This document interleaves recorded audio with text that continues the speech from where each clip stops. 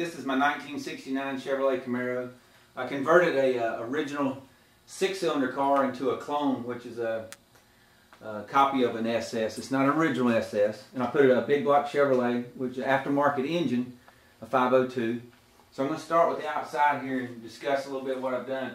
I put a 3-inch cow induction hood on there versus the 4-inch cow induction hood. Fiberglass hood with the hinges. I put all new sheet metal on the car, including the rockers. The floor pans were rusted. A lot of the exterior part of the car was rusted, so I replaced this panel in here where behind the glass.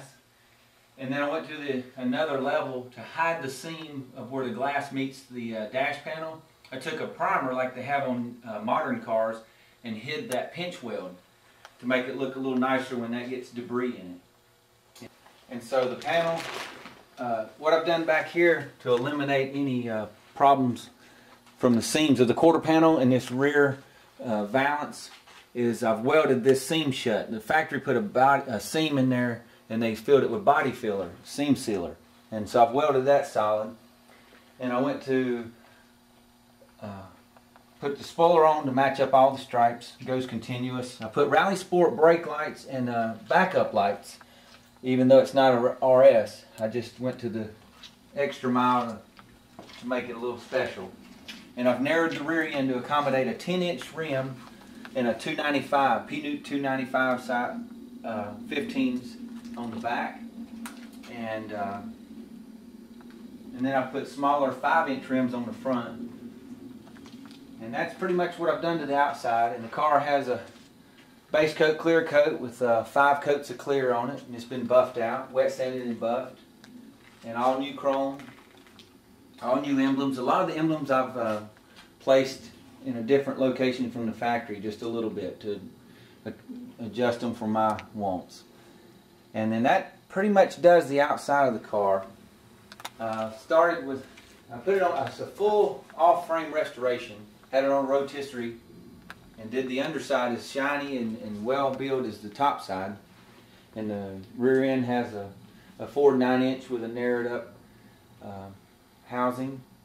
And then I've connected the frames from the front to the rear and made it a full frame car. And that's pretty much the outside, and we'll take a look at the inside here.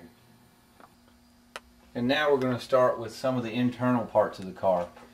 Opening up the trunk, as you can see, I've taken the battery from the front of the car and put it in the rear just to transfer some weight and clean up the engine bay.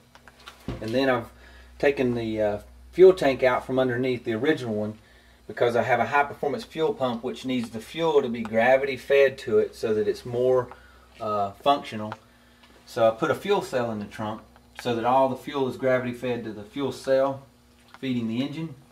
And as you can see, the roll bar comes through the back panel where the speakers are and terminates here where the rear leaf springs have been relocated 2 inches inboard on both sides. And as you can see, the shock mounts are now on a frame I built to connect the 2 frames side to side. And the shocks have been moved inward to accommodate a wider tire. And these are the inner fenders I've built to accommodate the narrowed up rear end. Those mini tubs, as a lot of people call them. And I made those myself with a stringer and stretcher and put a bead roll in the middle just to give a little bit of look to them. And then I spatter painted the trunk.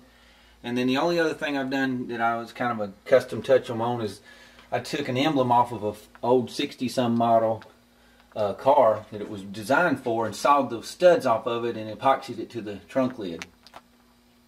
Now for the inside I put a 6-point roll cage, but to make it a little bit easier to get in and out of the car and it still meets the IHRA regulations is I put a swing out bar with these safety pins in both the back two where the seat belt's connected to the connecting bar in the middle.